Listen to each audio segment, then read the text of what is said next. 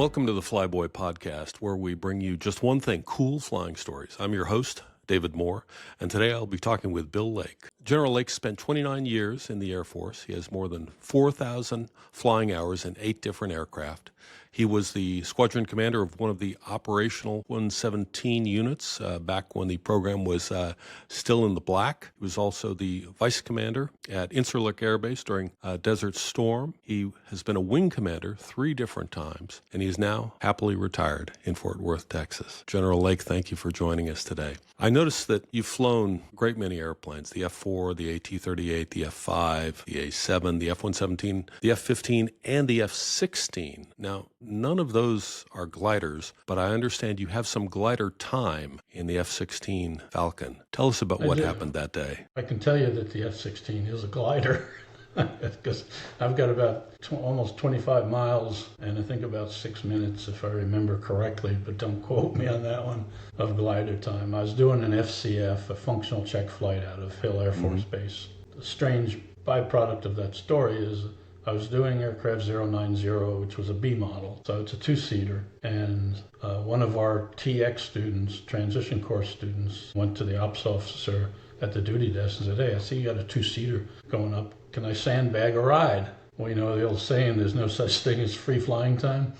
The ops officer told the major that yes, he could, and just grabbed Captain Lake and everything sorted out, and off we go. So we did, and we did the wonderful zoom climb up out over the runway to 40,000 feet and then across the Great Lakes to the desert. And there's a procedure, a routine you go through, checking out all the systems. This one happened to be done for an engine change.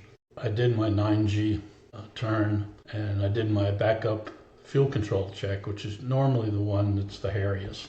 So you get near a emergency landing field, and you shut all the electronics to the throttle off and check the throttle is still working. I did that, and then we start heading back towards the east, towards Hill, when I looked at my fuel and I had less fuel than I anticipated.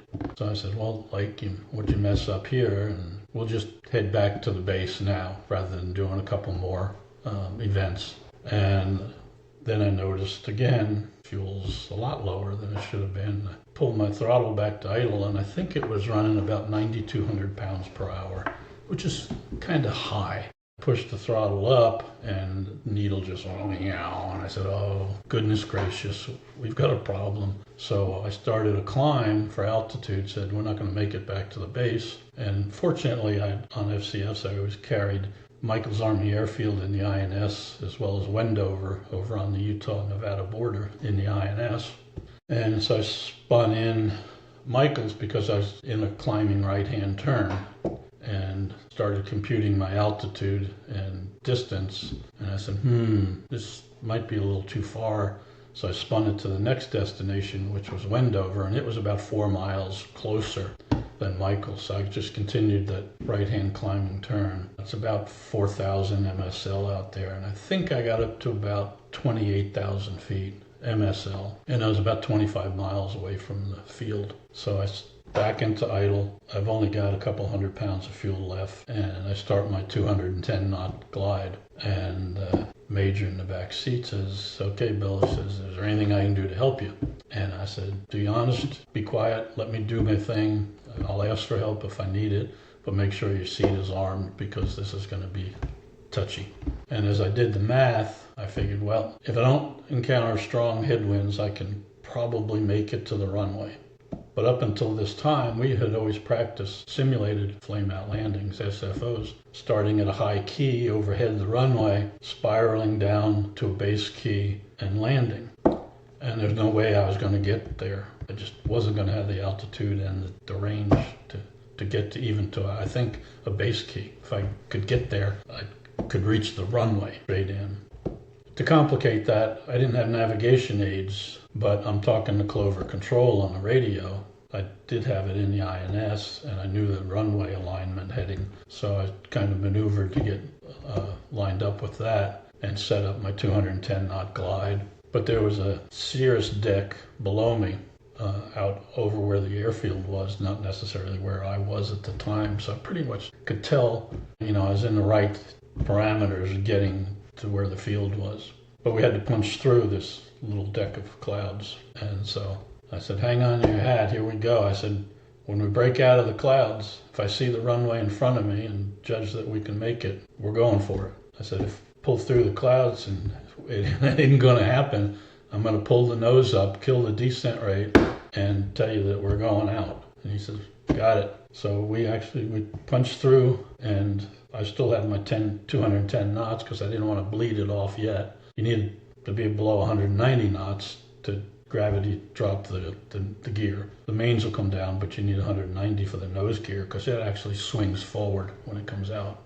We punched through the clouds, and lo and behold, it was our day. There was a runway out in front of me, so I pulled the nose up a little bit abruptly, bleed airspeed, threw the gear down, got 3 green, and you're supposed to land about a third of the way down the runway with the engine out. Well, landed about 700 feet down the runway, which I called Qual 1. And I tell you what, it was the most satisfying pressure relief valve you could think of. So I do my aero braking, and I know that without all my systems, I have limited of 3 brake applications. So it's not over yet. You think it is at the time, but it ain't. So I do my aero braking, lower the nose back down, press my feet up against the rudder pedals, the tops, apply the brakes, nose kind of goes down. I go again, go the third time, and I've got no brakes. I go, uh-oh, because we're still motoring down the runway.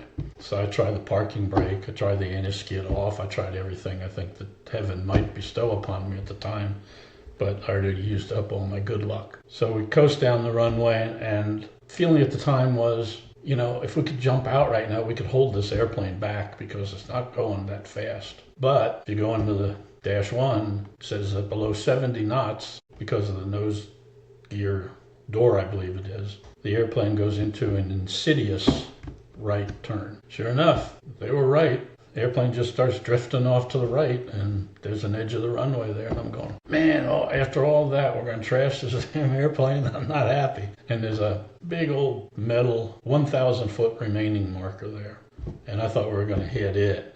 We probably missed it by this much. We barely missed it, and we coasted into the gravel. And it's the first time I've ever been off the runway in the gravel in an airplane.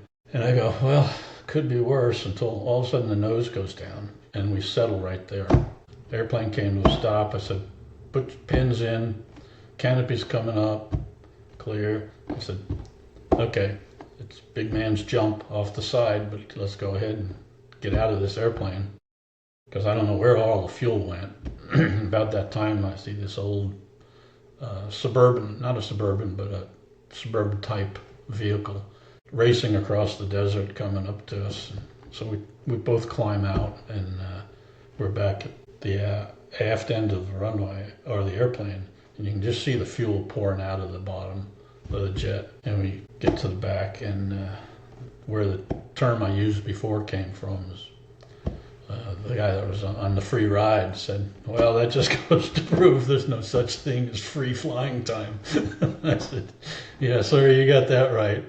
And lo and behold, the station wagon screeches to a halt, and Sam Dart drops out of the vehicle. He had been working out there on some comm stuff, I guess. He was a wizzo in the wing. And he says, well, Bill, it's good to see you, but when I said drop in sometime, it's not exactly what I meant. So those are really the highlights of it. It turned out what happened was the fuel oil heat exchanger had ruptured.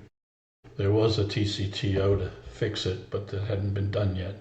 And that blew about a nickel-sized hole downstream of the main fuel pump. So it was just hounding fuel out. So we were just lucky that we didn't catch on fire. It ended up being classified as a Class A mishap, even though it didn't meet the technical criteria. General Creech at the time at Attack Air Command told they said, okay, treat this as a Class A, and you've actually got more evidence than you should have. So that was my first Class A until 3 months later. Yes, from what you told me, 3 months after this incident, you had to eject from an F-16.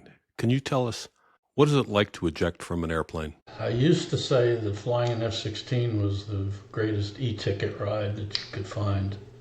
Second might be riding Aces 2 up the rails. The ejection seat, the Aces 2, yes. The lifesaver. What was it like? Was that really what the question was? That's my question. What is it like to eject from an airplane? I would call it a harrowing experience because once again, you're in God's hands and you have not a whole lot to say about it. I remember just about every detail that occurred. The airplane was out of control. Catastrophic electrical failure to the flight control system. And they don't call it the electric jet for other reasons.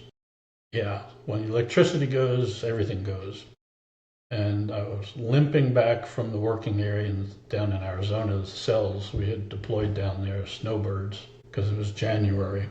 And I had a student, full colonel, on my wing. And so he was flying chase as we were headed towards Gila Bend as my nearest emergency airfield. It started out with all these electrical system lights, and lights that you shouldn't see, don't ever want to see, like a dual FC fail light.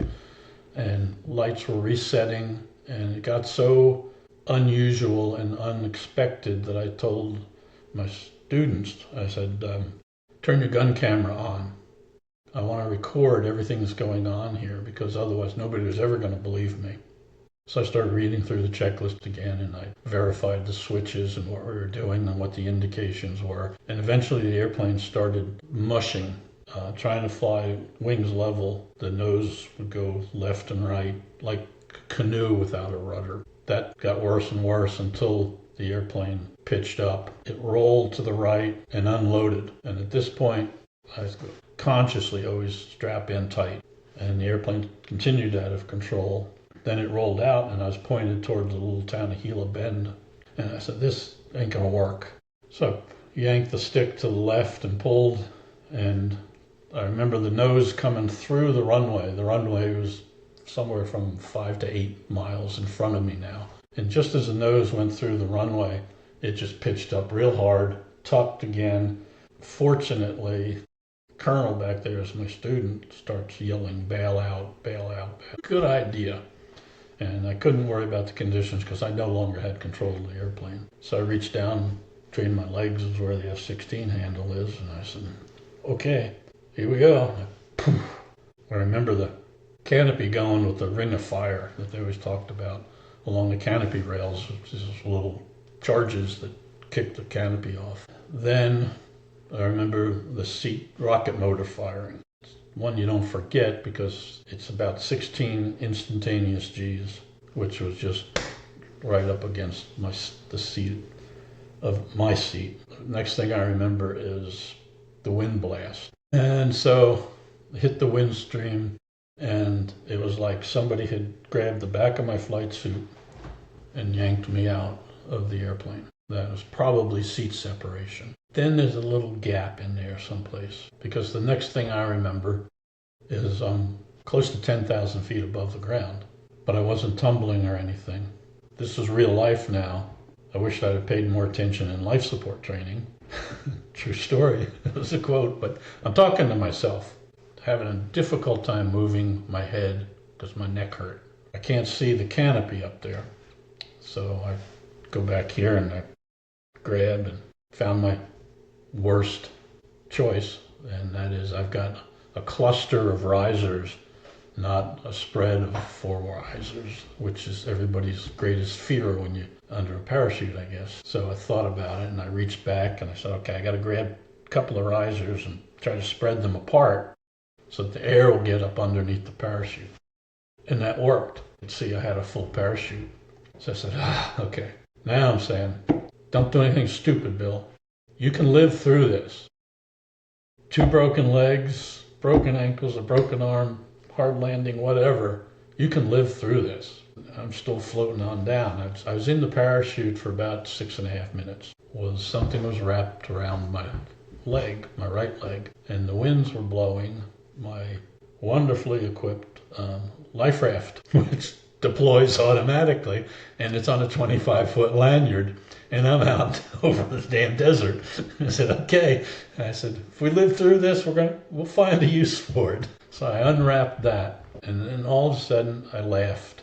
And the reason is in my right pocket of my G-suit was my flight cap. And out in front of me, I'm guesstimating at the time about 30 feet in front of me, almost level, is my flight cap, and it's doing the old feather rock floating on down with the captain's bars glistening in the sunlight. I couldn't help it, but I laughed.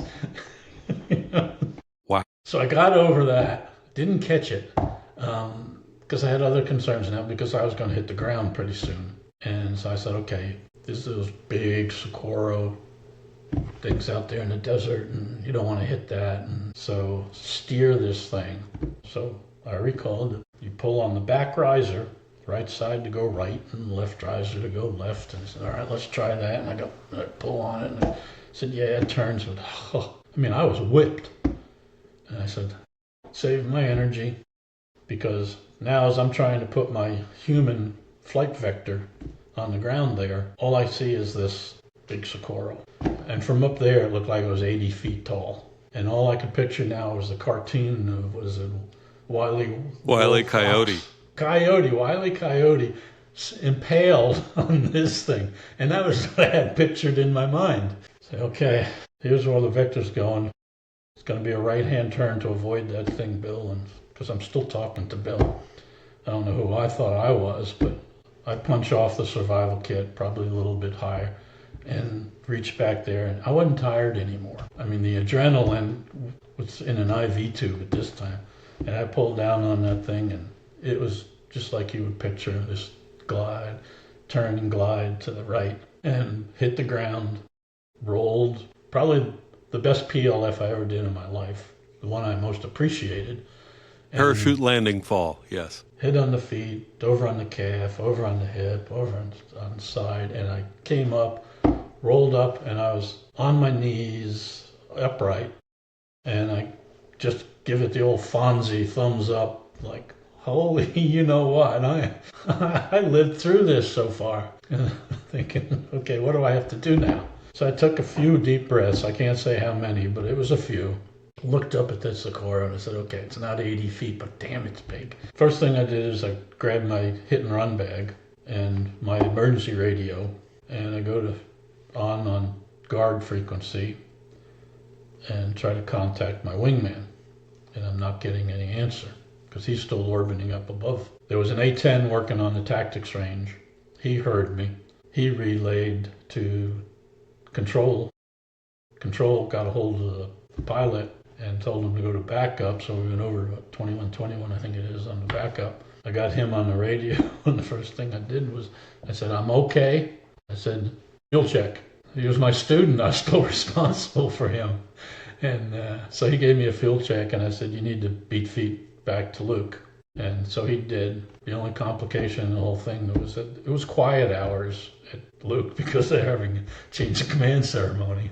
So I think, well, I'm in trouble for a couple of things today. So he turned north and went back and landed. I got my parachute and I spread it out in a big circle. In my hit and run, I got my, what I called a Bowie knife, and I strapped it to my leg and unclipped the safety strap on it because my children would say I'm deathly afraid of snakes.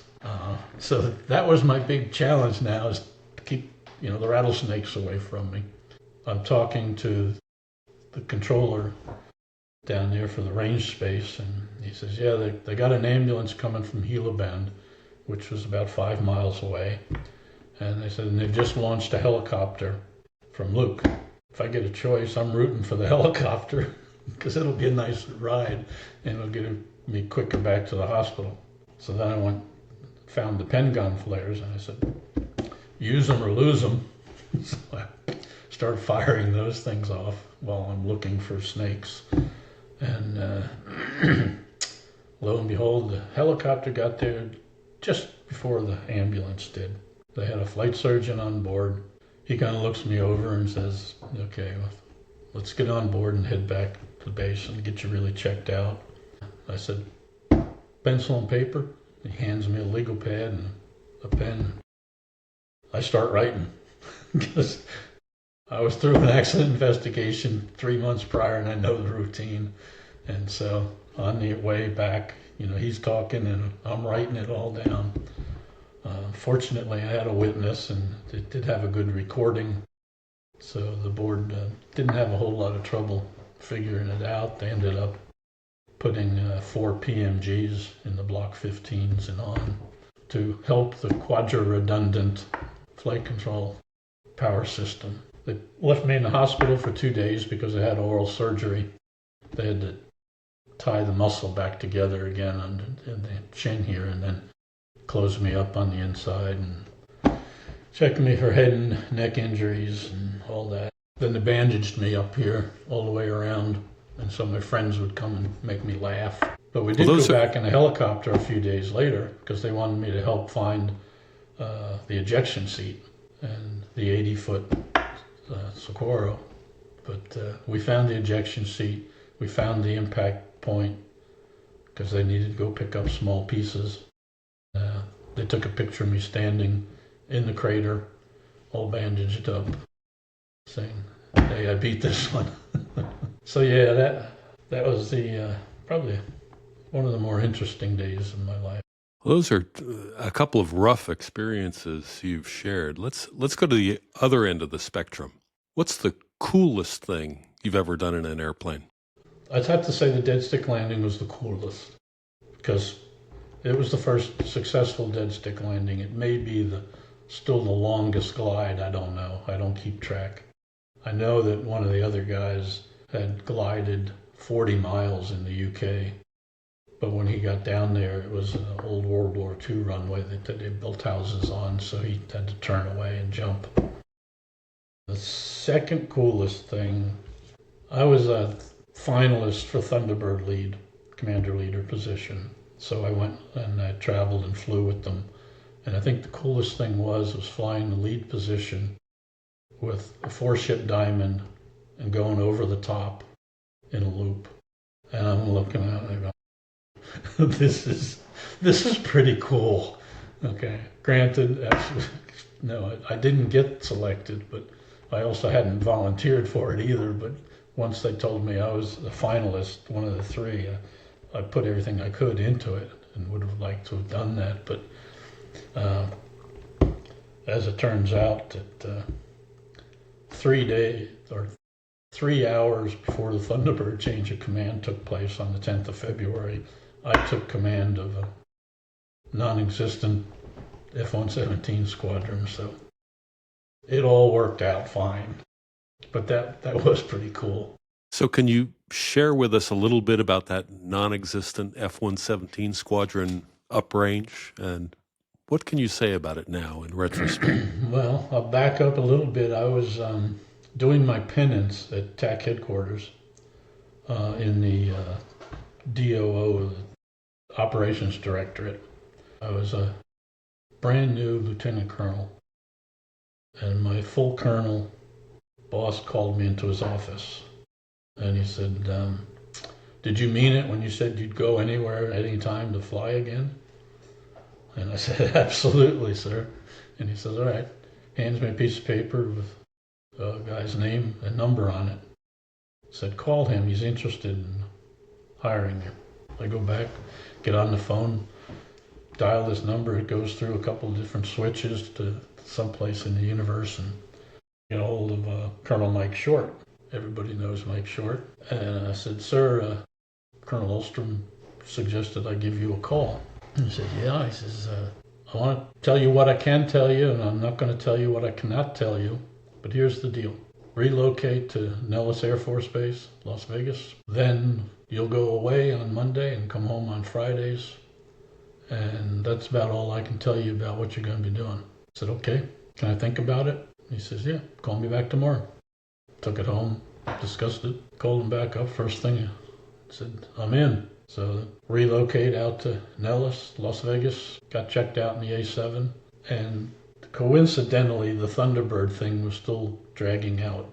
That's okay, both of them are at Nellis, so whatever happens is fine. I get my A7 checkout and I get a program brief and I go, this is going to be great. Then they delayed checking me out because the Tactical Fighter Weapons Center commander and Colonel Short now were convinced that I was going to be Thunderbird lead. So they weren't going to waste a training slot, which makes sense. And so for several months, I kind of hung around as assistant to the DO, flying the A7 in the range complex. And then when the decision came down, boom, you're back into the system. And then the commander of the group commander called me up, come see me. Like, now I'm in more trouble, you know. And he says, we got a phase 1, phase 2 ORI coming in a couple of weeks. And I'm changing out squadron commanders and you're it. You get that squadron ship shape and no ifs, ands, buts about it. And lo and behold, 2 weeks later, we got to change command, and I'm the squadron commander of an F-117 squadron, and I've never flown it yet. The boys and girls go through the ORI and did a great job, and as soon as that was over with, I got my check out in the 117. What do you remember about the first flying the 117? A lot of things. I'm not sure how much I can say, but any unclassified things that stand out in your memory? Strange thing today, and we deal with this in the Stealth Fighter Association discussions about what is it we can talk about and what is it we cannot. We remember everything that we were told, you cannot talk about this, but you have no record of, okay, now you can talk about this. So what I'll talk about is single seat F-117 that doesn't exist technically, and a chase airplane to be a witness to what you do wrong. I took off, raised the gear, flew around, did some handling, did some practice approaches, and landed. To me, it wasn't a big deal. I felt that the airplane itself flew very similar to the simulator. And the F-15 front seat ride that I took down at Luke for handling characteristics in a no-flap situation was very similar to the F-117. And I had previously flown the F5 single seat and now the A7 single seat. It wasn't a big deal in that regard, whereas I think for a lot of the pilots it was first time single seat. I was very comfortable in it and filled that square. Now let's fast forward to Operation Allied Force. You were the wing commander at Holloman at the time, and we had deployed the 8th Fighter Squadron downrange to Europe, and the 9th Fighter Squadron would follow shortly thereafter. That was when aircraft 806 was shot down over Belgrade. Can you tell us about what that experience was like as the commander of the wing? Tell us about what happened. Okay. One of the interesting things is being a force provider. 2 operational F-117s were off to fight the war, and I was literally stuck at home because I had a base to run. I had other operations going on, and I got the families and dependents that are left behind. So squadrons went and fought their war. The phone call came in. I was in my office that told me, check CNN. There's going to be a broadcast pretty soon. One of our airplanes has supposedly been gone down. Didn't say that it was shot down, but right. It had gone down. Gone down. So I did, and I watched, the dancers on the wing and all that other stuff, wondering what kind of toxic fumes they may be enjoying without knowing it. And then the information flow started increasing. I was constantly on the phone back to European theater with the rescue operation that was going on. So I was very well informed. I was informed of who the pilot was. One of the things that was unique about it is his wife was a captain in the wing. So I got I had the command post go through the chain of command and ask her to come talk to me, which probably didn't make her day because I believe it was a Saturday. So she put on her BDU uniform and came to see the wing commander, which captains don't usually like to do. And but she was also a pilot's wife. So I sat her down and I gave her the facts.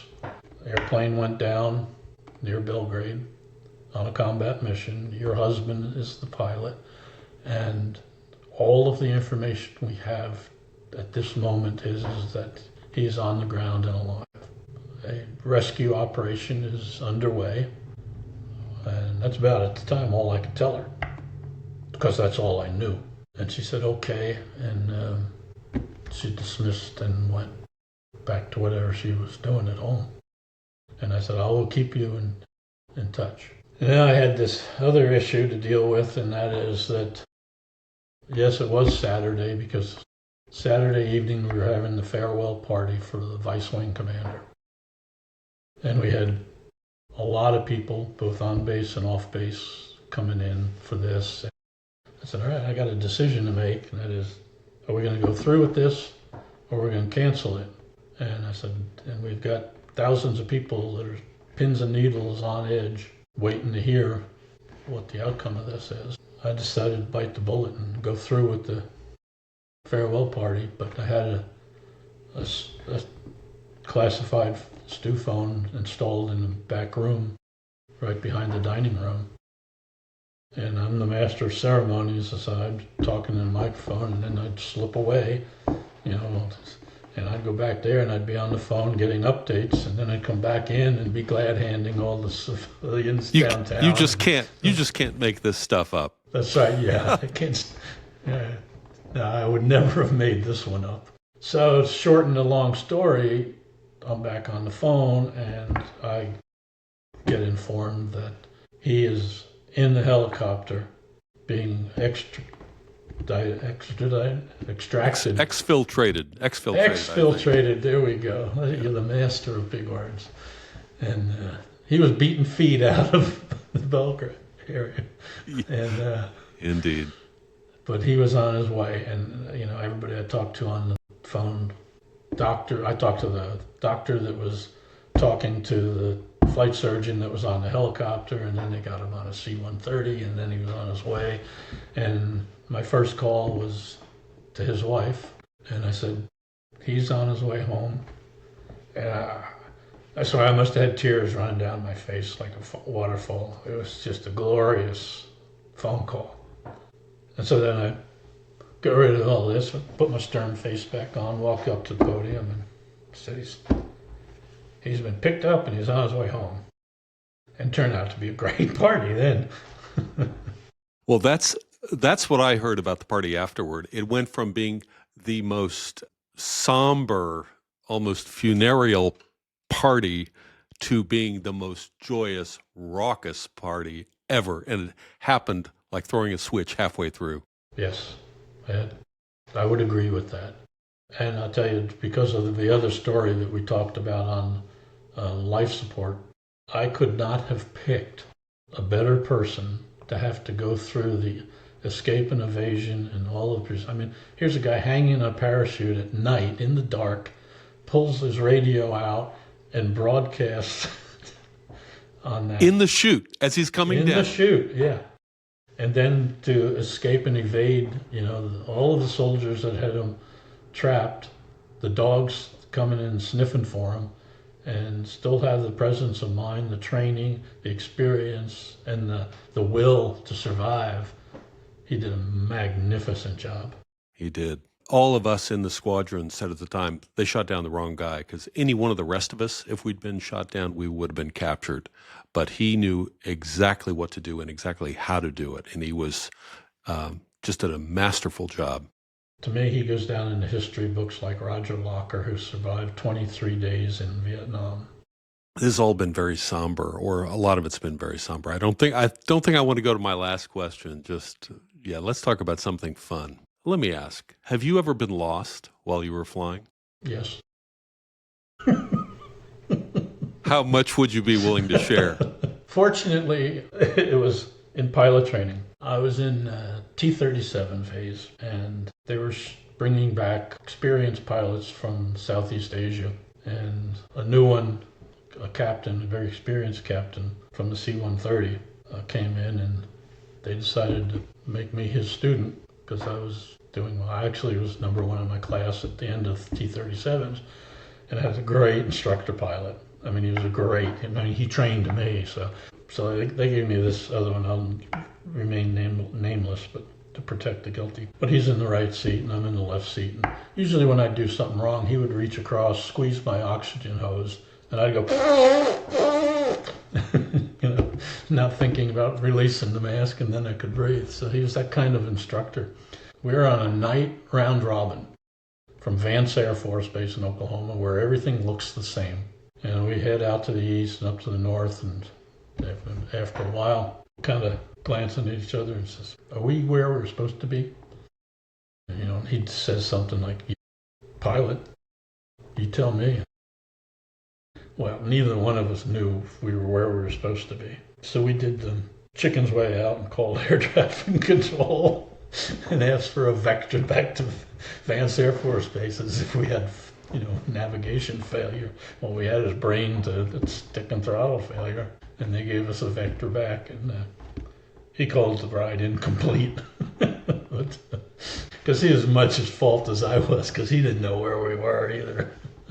All right. Well, let me ask you one more question, if I could. And this is, I think, unique to your responsibility, having been a wing commander at 3 different wings. I know you've had to take on that terrible duty of having to notify a widow when a pilot has gone down. That's not something I ever had to do. I can't imagine the weight of having to go through with that responsibility. Remembering them now, what can you share with us? Well, having to take that responsibility on is normally the job of the wing commander. My first experience, I was a captain flight commander at Hill and had a great squadron commander. I've had lots of great commanders, but at the time, he had lost his life at night on a radar laydown on the range. And the wing commander was brand new, because back in that time frame at the F-16s at Hill, we were losing airplanes quite regularly, so we were changing wing commanders quite regularly. I had 5 of them in 4 years at Hill. And the new wing commander somehow got word that I was fairly close to the squadron commander. So he asked if I would go with him to do the notification. So I did. It was very sobering.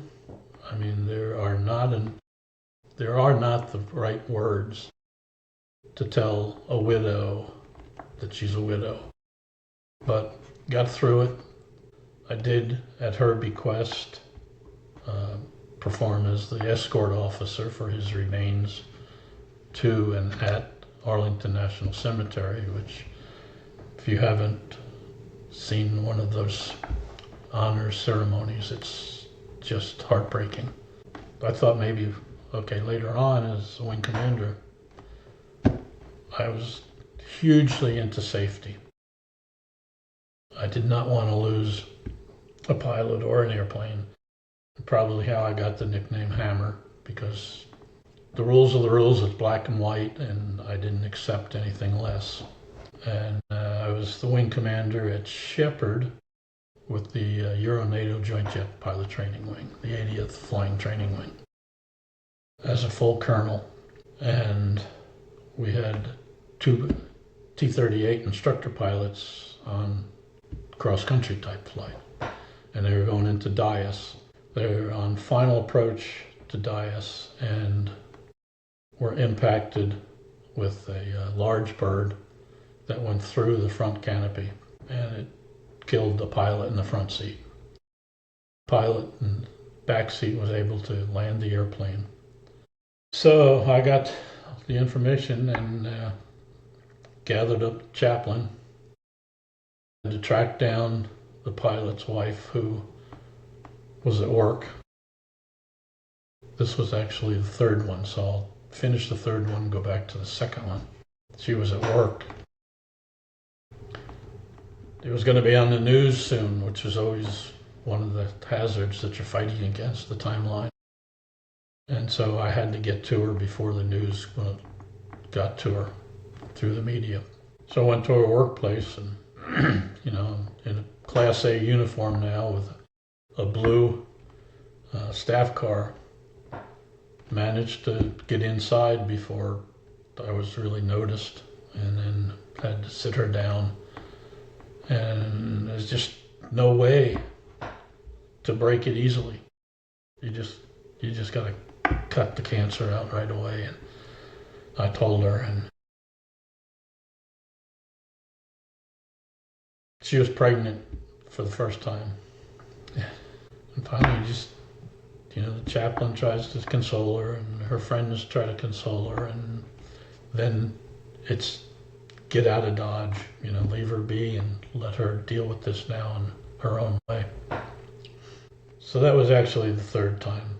The second time was when I was still at Hill as a flight commander. We had a TX student that was going through the transition phase, came out of Torrejon flying F4s. And I had been flying with him, I think Monday, Tuesday, and Wednesday on night flights. And I was tasked to be the supervisor of flying Thursday night, if it was Thursday night, but that night of the incident.